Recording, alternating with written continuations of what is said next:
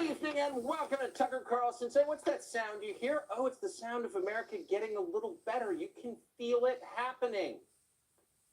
Last time we played you a clip from an unintentionally hilarious MSNBC town hall in which some pompous airhead reporter tries her best to explain to Trump voters why January 6th actually was an insurrection.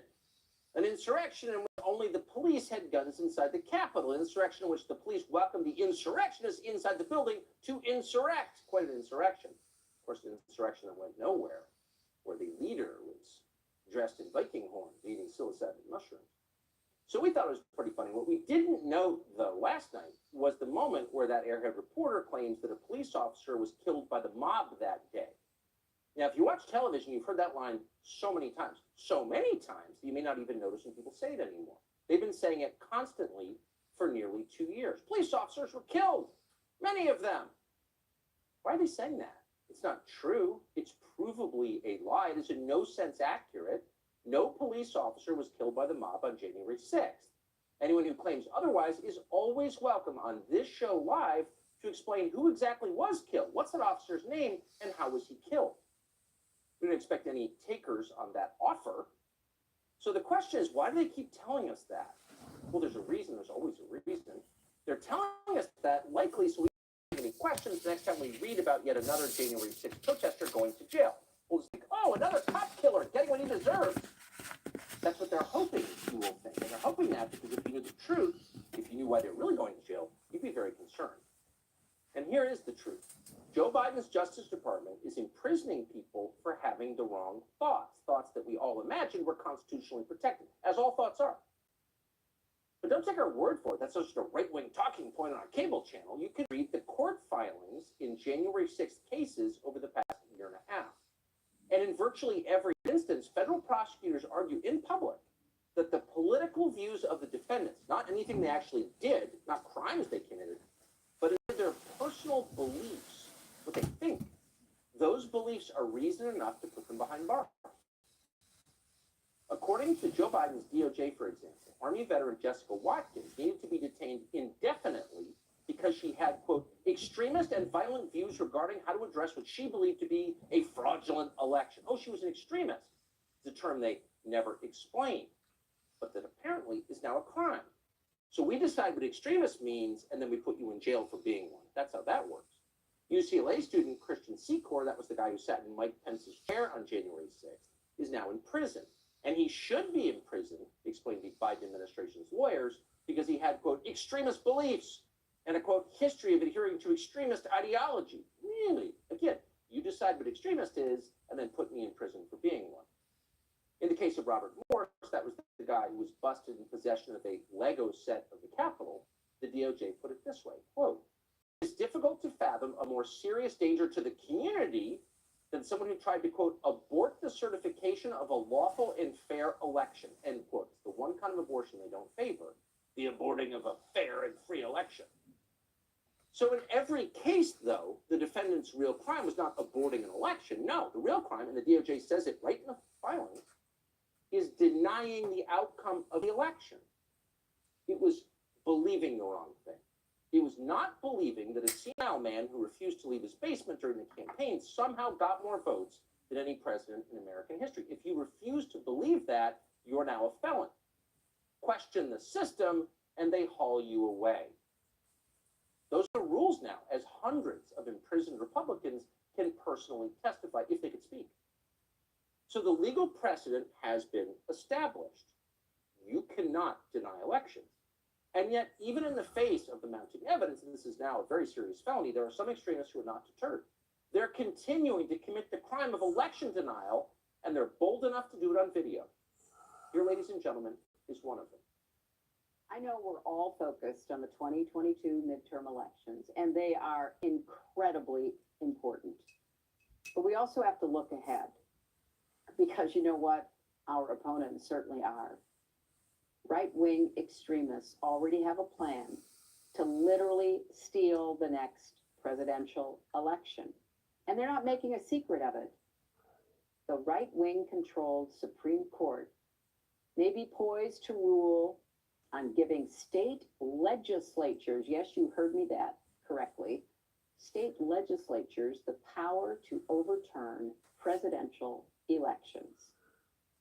Did you hear that?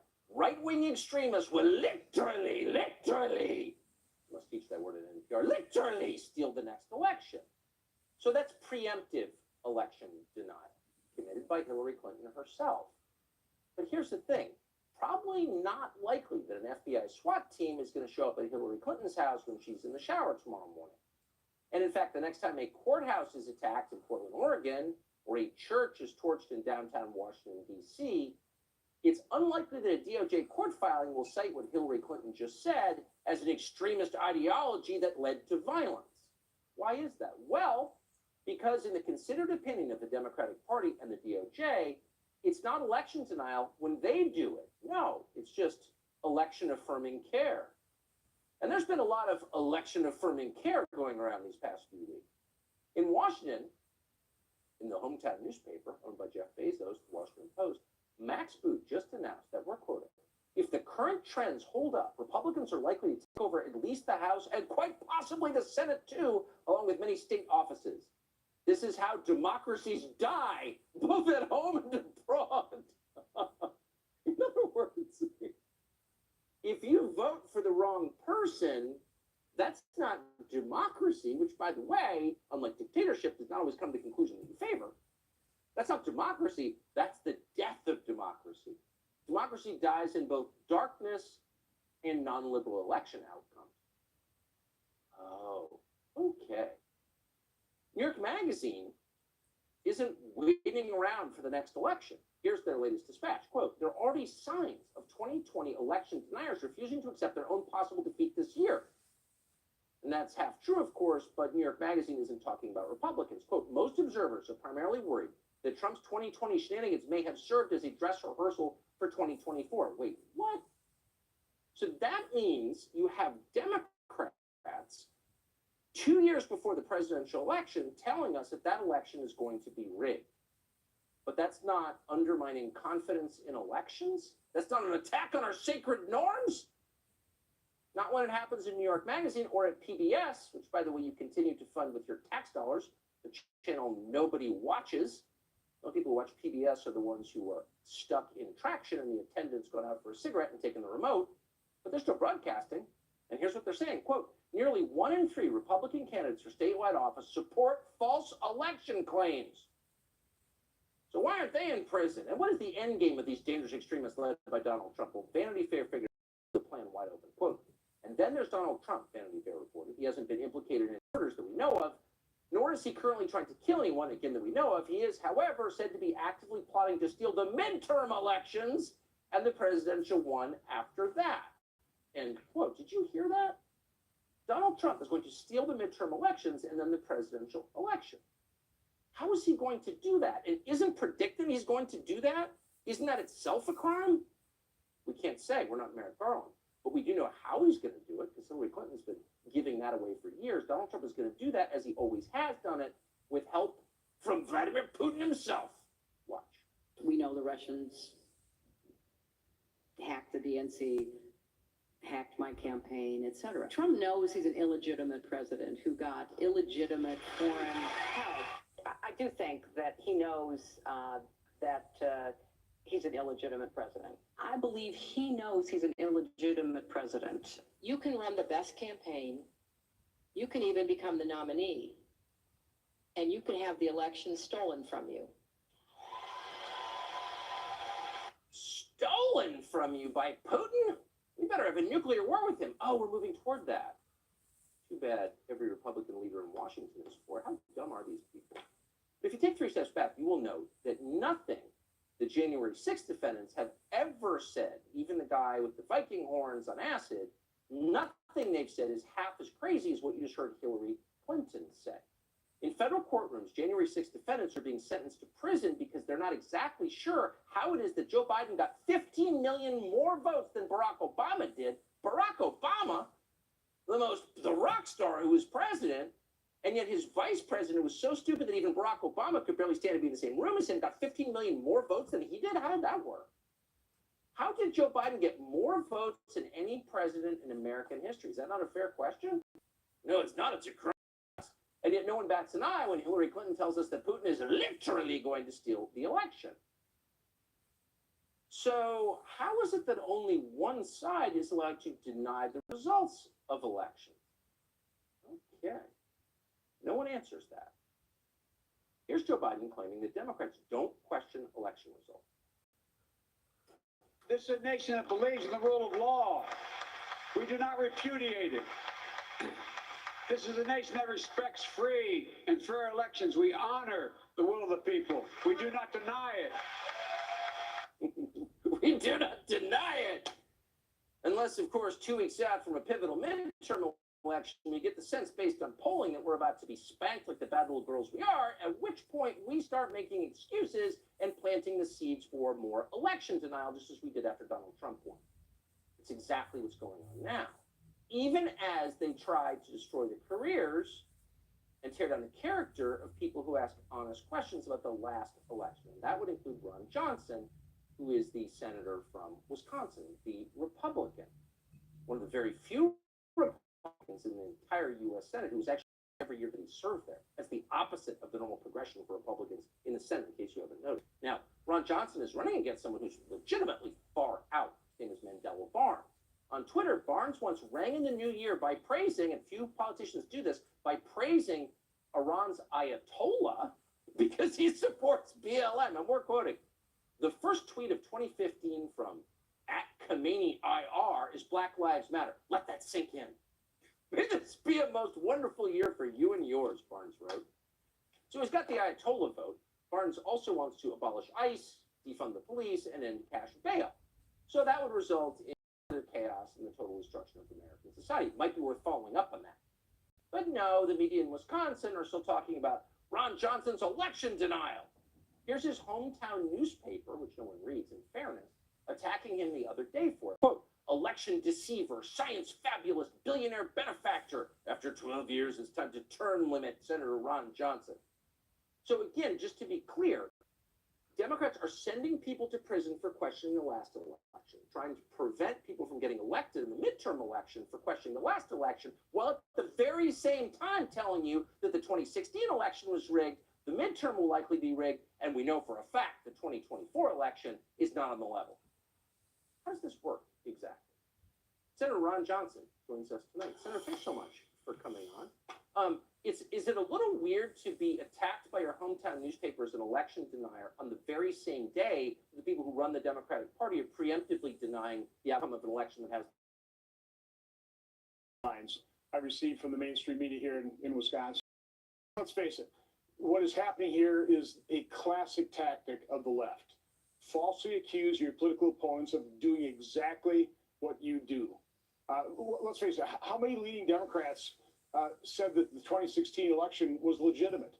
No, they spent 4 years trying to overturn it, a corrupt FBI investigation.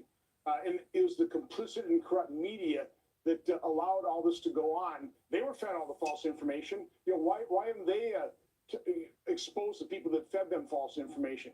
What about the 570 riots during the summer of 2020? 2,000 law enforcement officers injured, $1 to $2 billion worth of property damage, couple dozen people killed, including 2 people here in Kenosha. You know, why don't they talk about that? No, all they do is focus on January 6th. I think this has always been a massive diversionary operation against their or from their own wrongdoing. So again, classic operation of the left. It's a classic tactic, and unfortunately, they have the complicit and corrupt media that's backing them up. So you're saying things out loud that you're not supposed to say out loud. We interviewed earlier today Dr. Robert Epstein, who is a professor of psychology who studies Google, and he told us that he has never seen Google put its sizable thumb on the scale more aggressively than in Wisconsin right now. That Google is trying to lose you the race and get Mandela Barnes elected because they're so threatened by the things that you are saying. Are you aware of this, and what's your response to it? No, I'm fully aware, and I know of his work. Google uses their search to manipulate opinion, how they only text, for example, get out the vote to Democrat supporters. We saw Mark Zuckerberg use his Zuckerbucks, completely took over the Green Bay election in 2020, and yet this is the safest, most secure election. Of course it wasn't. There were all kinds of irregularities. I held a hearing in December of 2020 because I was not going to scornfully dismiss the legitimate concerns of tens of millions of Americans because observers weren't able to observe. Here in Wisconsin, we had a legislative audit bureau, nonpartisan, bipartisan audit of our election, 31 recommendations because things went wrong. We had our Wisconsin Election Commission issue guidances contrary to state law, election clerks, procedures contrary to state law, and yet we're all supposed to say, oh no, it's the most secure election. It wasn't. No, it wasn't. And they absolutely hate you for saying that out loud. And that's why we're certainly rooting for you. Senator Ron Johnson of Wisconsin, good luck in that race. Have a good night. Thank you. So Blake Masters has never been in politics before. Now he's running for U.S. Senate in Arizona. It looks like he's winning. He's one of a handful of candidates who could determine the future of the Senate and of the Republican Party. He's completely different from most Republican senators you're familiar with. So we sent our producers months embedded with Blake Masters' campaign. He gave us remarkable access, never seen anything like it. And the result is a documentary called The Candidate, Blake Masters. It's out right now on Fox Nation. For the documentary, we shot footage of Masters preparing and later reflecting on his debate with the incumbent, Senator Mark Kelly. Here's a preview from it. Hi. Hi. Hi. How do you say hi? Hi. Hi. Hi. Hi. You know what I mean? Hello. Hi, I'm Blake Masters. I'm running to be your next senator because our current senator, it's time.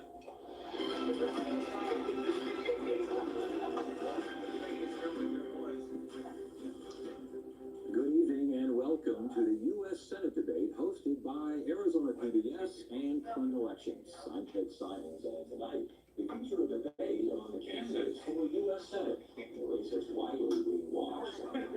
You have to appreciate how well that went. And also, wait, Seriously.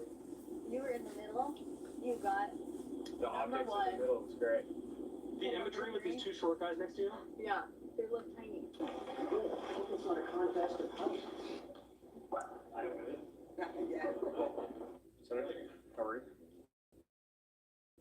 You doing okay? Yes, sir. How are you? Good. He was a nice guy. Yeah, so we can pick the order. Kelly, he let me his pen. I saw that. I had a pen, but it's. You have another? Yeah. I don't understand why he wants to be a senator. Because, like, he doesn't care about anything. He never talks about it, you know what I mean? Now, we have more work to do. Families are struggling. Yeah, but I can't afford gas.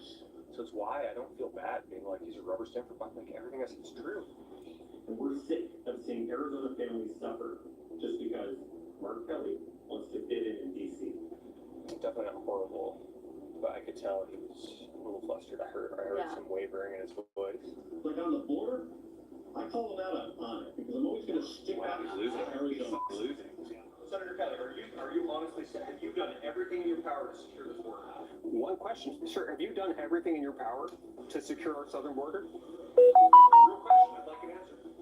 I've been focused on the border since day one on this job. Well, if you've really given it your best shot, it's failed because the border's wide open. You should resign. Because we have a wide open southern border. So if that's the best you can do, I respectfully request you resign and let's get secure the border. I actually think one thing that he did that was effective was probably like, look, we all know a guy like Yeah, that. I know. I think we all know guys like this. You know, guys that think they know better than everyone about everything. You know, you think you know better than women and doctors about abortion. You think you know better than seniors about Social Security? You think you know So irritating because you're so not that guy. Everybody does know that guy. It's like, no, I don't know better than a woman Yeah, that was doctor, his best moment. but I know that it's like you can't kill an 8-month-old baby.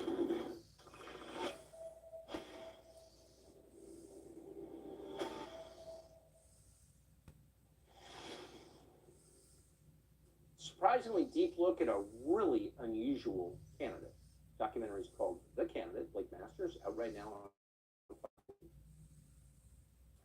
So New York City fired nearly 1,400 city workers for refusing to take the COVID vax, which doesn't even work because it's your body, your choice, except when they want you to do something, in which case It's their body and their choice. So they sued, and now a judge has issued a pretty shocking ruling in their favor. Didn't see that coming. We got the tails next.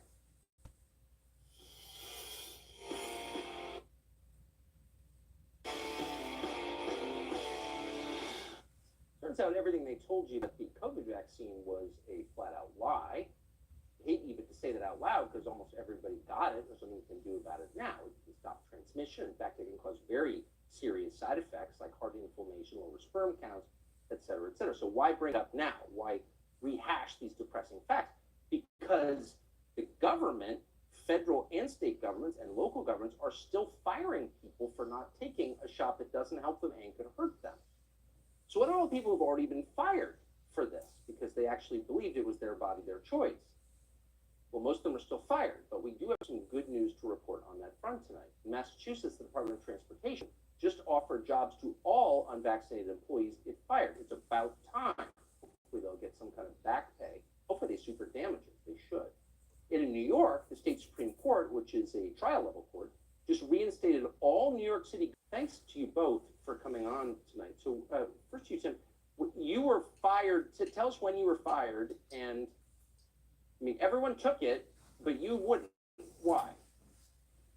So I was fired in February of 2022, but even before that, we were put on. Let me back up a little bit.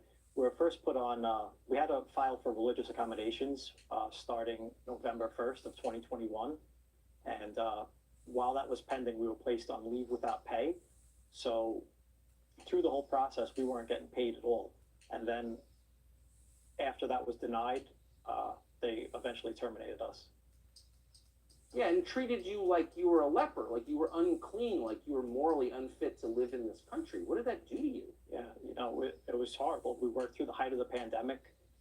By the time the mandate for us came down, for us, like we felt like the pandemic was already over. The height of the pandemic was done.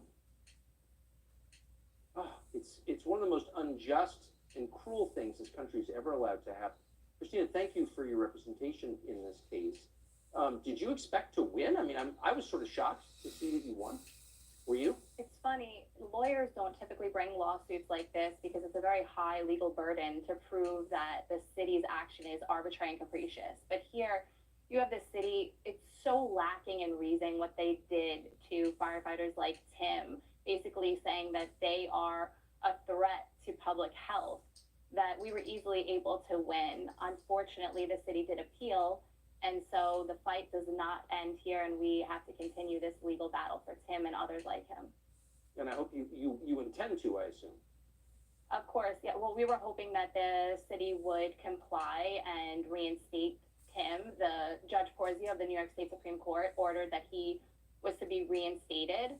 Basically, the city didn't have the authority to issue a vaccine mandate as a term of employment in the first instance. And then they violated the law when deciding religious exemptions. And they also didn't have the power to terminate people who didn't comply with this order. But what we have here, Tucker, is a city drunk with power, with no fiscal responsibility. So why not bring a frivolous appeal when you have New York City taxpayer dollars to play with, endless resources, teams of lawyers? What we need here is Mayor Adams to rescind this mandate. Let these city workers get back to doing what they do best, protecting the people of New York City. Yeah, it's almost impossible for a unionized teacher in the city of New York to be fired for anything. And then they go after the best people in the city, it's firefighters, over this. And I'm just so grateful that you all fought back, and we are definitely rooting for you fervently. Thank you so Tim much. Ricci, Christina Martinez, thank you both. Thank you. Thank you. So Joe Biden just made a mockery of women. He loves women at the White House. He granted an interview to some dude dressed as a woman who plays out on TikTok and pretended this was really a woman. This is crazy. We're all pretending it's not crazy. It actually is crazy. And we'll tell you a lot more about it after the break.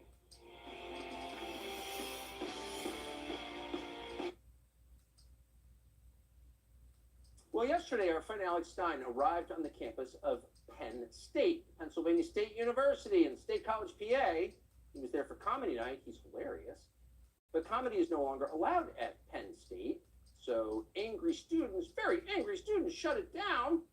Then they began screaming at Alex Stein, and then one got so overwrought that she spat at him. Now, if you haven't seen this video, pay close attention to the girl who spits on Alex Stein and ask yourself if you can't picture her wearing a Khmer Rouge uniform executing people. You probably can. Watch.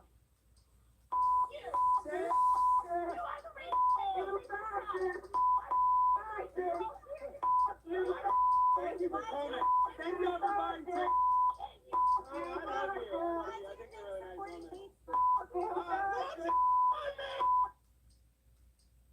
The hate. So is that okay at Penn State, spitting on people? Well, we asked the president of Penn State, Neely Benaputi, who makes $1.3 million a year at a public university, about that. Seems like criminal behavior on her campus. What do you think of this? But she wouldn't say. She's taking a pass. Apparently she endorses it. Neely Benaputi, $1.3 million a year. This is happening. She can't say word one about it. And yet Penn State tells us that Alex Stein doesn't share their values. Okay. Alex Stein shares our values. He joins us tonight. Alex Stein, great to see you. So why do you think she gets spit at by a woman at a mob on Penn State's campus? You have to be driven away by police. Why can't the president of Penn State, Neely Benaputi, say that's wrong? Well, because this is an indoctrination camp from middle school to high school to college. These kids are radicalized to have these leftist ideologies that are not beneficial to society. So these people actually literally spit and assault us in public, and they're defended by their administrators. So this is the sad reality in which we live in. And Tucker, I want to make this point. I want to start off by making this point. A lot of people, after this protest footage went viral, they say, Alex, you're fearless. Don't you get scared when you go in front of these protesters? And I want to say this. Today's October 25th. I don't want to get emotional. My mother died 1 year ago today, and she died in my arms from the protocols in the hospital, giving her remdesivir without my authority. So watching my mom die, there's nothing scarier than that. So me seeing a bunch of idiot college kids spit on me and yell at me, I have no fear. And that's what I want to try to express to the people out there. She spit on me, but the government and these people that are in power are spitting on us every day and telling us it's raining. So all I want to do is try to wake people up to the harsh reality in which we live in, Tucker. Well, and you are.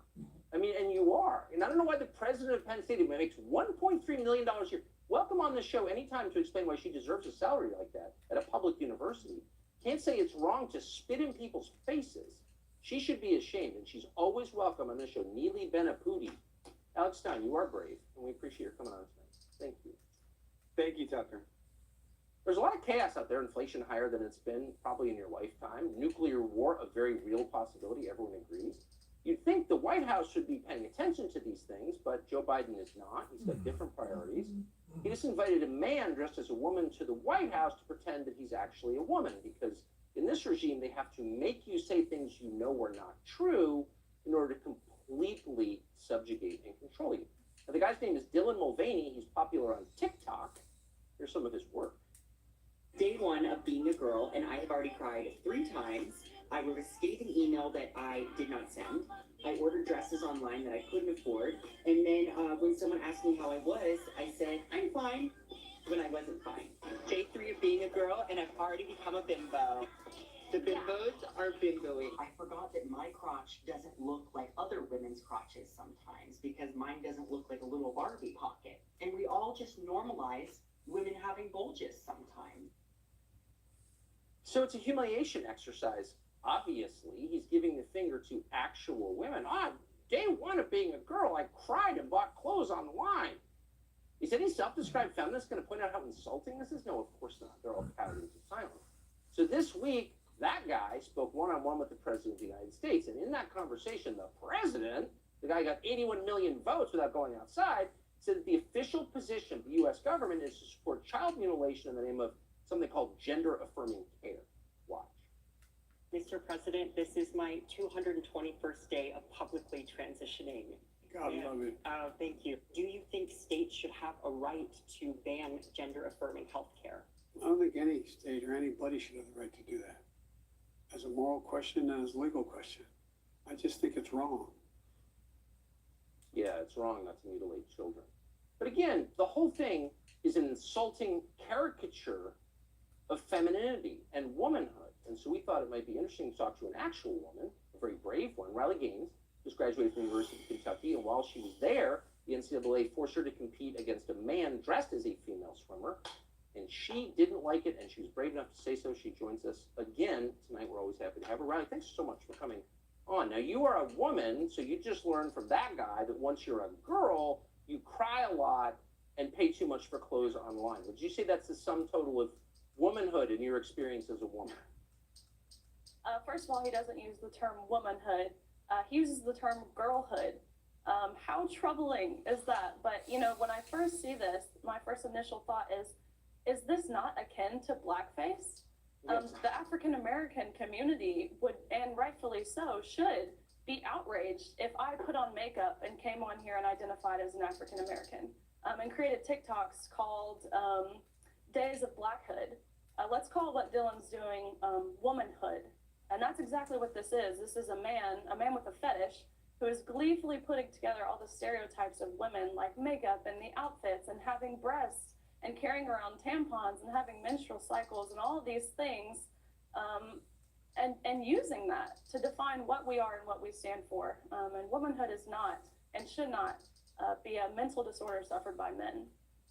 Well, this is a mental disorder, and that, you know, that's whatever, go do your thing. But for the president of the United States to be affirming this and looking into the camera and saying, anyone who disagrees with this or refuses to play along with this grotesque and repulsive charade is somehow immoral, like, how demeaning to the country is that? It's so demeaning. We have women out here who have accomplished amazing things, women developing cancer studies and research and vaccines and things like that, but they're not being recognized for what they've accomplished. Instead, we're recognizing a man who is claiming to be a woman and know womanhood better than what real women do. It's very funny that, like, you know, we had an amazing hour-long conversation where you talked about spending your life training to be a college swimmer, and then at the last possible moment, some dude sweeps in to push you out of the way. All the men are here, and call it a victory for feminism. Right, and that's what we've turned to as a country, and we can't be surprised we're here. We put ourselves here. But I think women are starting to realize that this is wrong. Women are mad. You know, there was that boycott to Ulta. If you guys have seen the videos, I encourage everyone to watch. They have two men on there talking about what it is to be a woman, and women are recognizing that this isn't what defines us. Yeah, I mean, I think if people put up with this, you know, and this is, of course, the whole point, they'll put up with anything, you know, literally anything. So probably shouldn't. Riley Gaines, thank you again for your bravery and how clear you are in explaining your views. Thank you. Thanks, Tucker. So you may have heard of something called swatting, and that's when professional left-wing activists use the police to try and get people they disagree with killed. They call the police department, they falsely report emergencies, hoping the SWAT team will show up and shoot somebody. So this has happened to Congresswoman Marjorie Taylor Greene of Georgia 6 times, including last night, and no one's really doing anything about it. She joins us next to explain.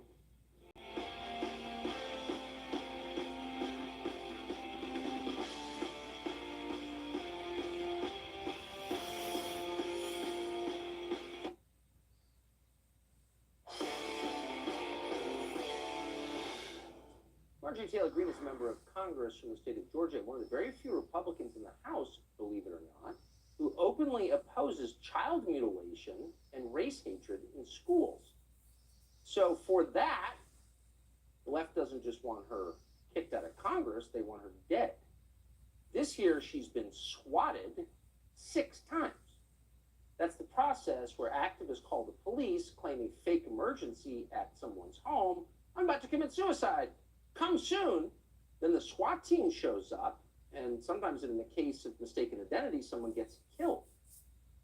Marjorie Taylor Greene says police banged on her door in the middle of the night, and she briefly considered bringing a gun to the front door. Thankfully, she didn't. So this just happened last night for the 6th time at Marjorie Taylor Greene's home. What is anyone doing about this? Well, not a lot so far. Marjorie Taylor Greene joins us now. Congresswoman, thanks so much for coming on. So I don't think, and I know you don't like to be a victim, and I don't want to overstate anything, but this seems like effectively attempted murder 6 times. Yeah, you could phrase it that way, Tucker. You see, here's the real issue. The Democrats have declared war on women, but they've gone a lot further. They're now declaring war on our children. And that's why I introduced the Protect Children's Innocent Act, to stop this aggressive agenda and genital mutilation of kids. It is out of control. But the same ideology coming from the Biden regime that has declared war on women and children has also declared war on our law enforcement officers. And that's what they're doing. You see, this same ideology from the White House, Washington, D.C., and the trans activist internet trolls that hate me so much and keep swatting my house, really what they're doing is they're abusing our law enforcement officers. They're wasting their time and their resources. My local police officers support me and are going to protect me. They're not coming to my house to kill me. So these people doing these swatting calls are really abusing the police the same way the Biden administration has attacked our police officers. While they have handcuffed and basically shackled Border Patrol agents where they will not protect our border anymore, while they have defunded the police and crime is out of control all over our country, while they have made our military woke, while they're supporting and sending them in, and we're nearly on the verge of a nuclear war with Russia, which I completely oppose, by the way, the Biden administration and the trans activist internet trolls are all the same. They hate women and they hate children. And you're right, Tucker, I am nobody's victim, but let me tell you something. While I may be the committee-less freshman member of Congress, that's going to change very soon in January, and there will be a big, big difference in how we conduct Congress and how we hold people accountable. So I have to ask, the local police, it sounds like they're on your side, and I believe that, but DOJ, since you're a federal office holder, would be investigating this. DOJ routinely gets people's text messages directly from Apple without telling them. Like, it's pretty sophisticated in their ability to find out everything that takes place electronically, but they have no clue who's doing this, the Biden Justice Department? Is that what you're saying? That's right, Tucker. So the Department of Justice and the FBI, the same folks that are able to find the grandmothers that posted pictures of themselves at the Capitol on January 6th, Right. the same people, right, the same ones that are going after parents that are holding their school boards accountable for CRT in schools, anti-white racism, and grooming of kids. Yeah, those same folks that are going after the pro-life activists that simply sang hymns in abortion clinics, those folks can't find these people that are making calls in through federal agency hotlines, sending police officers to SWAT my home. So I'm not so sure about what's happening there in the Department of Justice and the FBI, but the Biden administration and their ideology, what they want to do is they no longer care about law enforcement. They're communists. And so they want to abuse our law enforcement agencies all the way from Washington, D.C. to local police and use them against their political enemies. There is violence at the heart of their ideology. There's no doubt about that. Congresswoman Marjorie Taylor Greene, thank you for telling us about that. Thank you. Thank you, Tucker. More news straight ahead.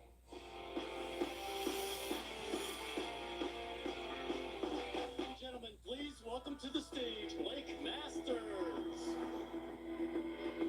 This may be the most significant midterm elections of our lifetime. For months, our team was able to embed with the Masters campaign. A Republican candidate who is not a politician, but who may be an actual reformer. I'm trying to show people what a new breed of politician looks like.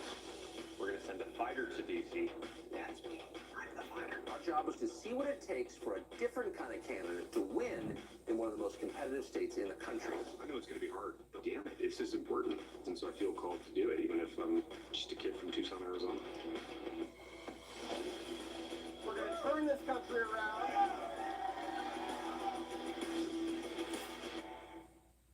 Let's go. Tucker Carlson Originals, The Candidate, Blake Masters, streaming now, exclusively on Fox Nation. So the Fetterman-Dr. Oz debate just ended. Holy smokes, full-blown 30-car Amtrak derailment for Fetterman. Here he is explaining how he'd handle inflation. Here's what I think we have to fight about inflation here right now. That's what we need to fight about inflation, right now, because it's a tax on working families, and Dr. Oz can't possibly understand what that is like. Oh, it gets better. If that guy's elected senator from the state of Pennsylvania, you'll have real concerns about the system being legitimate. We'll have the whole thing tomorrow.